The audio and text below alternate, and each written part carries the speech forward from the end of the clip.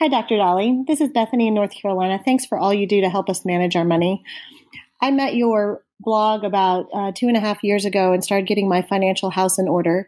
I met the Bogleheads. I figured out the physician on fire and sat down and made an investor policy statement. I started an HSA, my HSA, backdoor Roth, refinanced my student loans at a very low interest rate, started 529s, and I was already maxing out my tax deferred spaces, but I started a taxable account just to see how that was going to work. And then this year I've learned how to tax loss harvest, which has been pretty fun. My specific question comes as I sit down to review my financial situation and rebalance and make kind of intelligent decisions about what I'd like the next year or 5 years to look like. And I'm having a difficult time keeping all of that data in the same place in my head, in the same place in a spreadsheet. I had originally started spreadsheets using the Physician on Fire's templates, and those have been pretty helpful. But now when I sit down to look at it all again and make sure that I understand our asset allocation, I understand our percentages, I understand our expense ratios, that I'm having a hard time pulling it together. Any help that you can give or any place you can direct me to figure out how you hold all of these decision-making capacities would be helpful. Thanks so much. Okay, well, congratulations, Bethany, on your success. You've certainly accomplished a lot, and you're reaping the rewards of your diligence. So how do you keep all this straight? Well, I don't know if there's a right answer to this, but I can tell you what we do.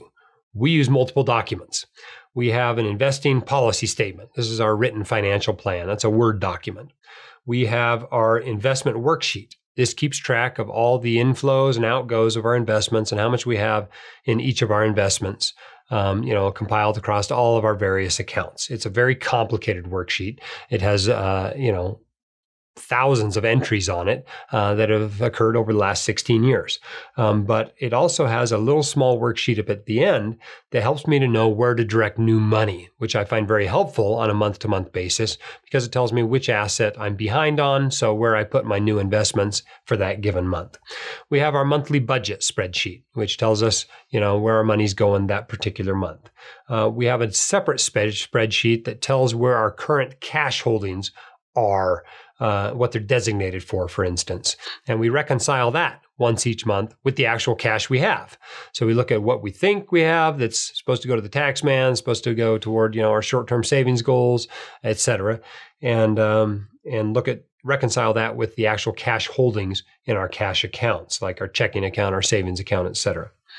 And then we also have a tithing sheet where we keep track of how much we are going to pay in tithing into charity. And so that's a separate sheet. But once a month, we go over each of those spreadsheets.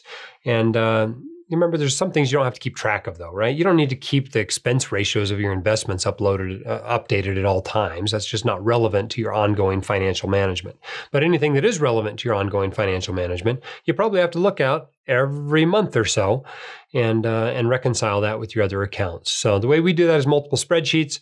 I think that's probably what most people who actually keep track of this stuff are doing. You do have to spend some time with this stuff to keep it straight. It's just the price you pay to become and stay wealthy. If you want your questions answered by the White Coat Investor, record your question at whitecoatinvestor.com/YQA or click the link in the description.